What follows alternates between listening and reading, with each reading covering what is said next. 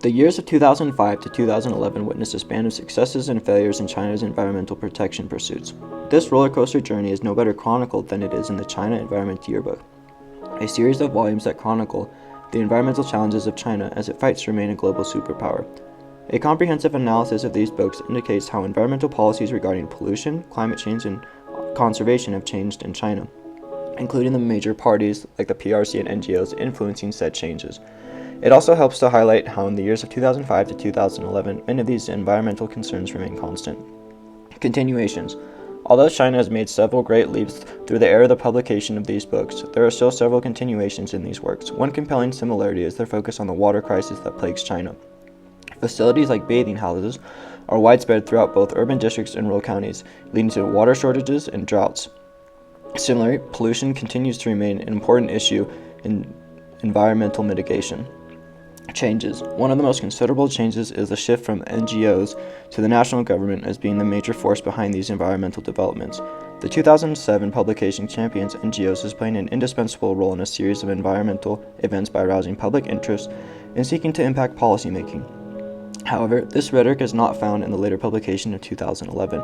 Rather, it promotes the Chinese government as taking the lead in many of these necessary changes to environmental policies. Specifically, it reads, in 2010, China framed the 12th Fifth Year Plan as a fate objective for the realization of these emission reduction targets in 2020. The Olympics.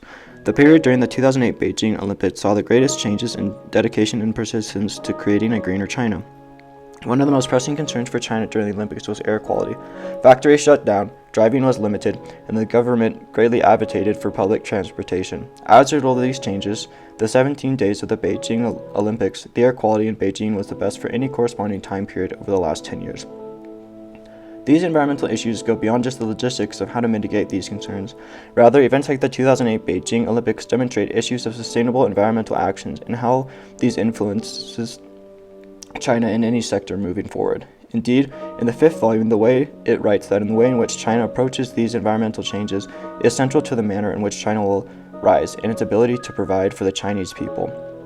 Similarly, the shift to the centralization of power over environmental issues further highlights the current trend of China's government and the ever-increasing power of Xi Jinping. The New York Times writes, Xi Jinping aims to reimpose older norms of a strong single leader ruling China. I'll let Xi Jinping have the final word. China has been actively engaged in a global campaign on climate change. China now tops the world in terms of energy conservation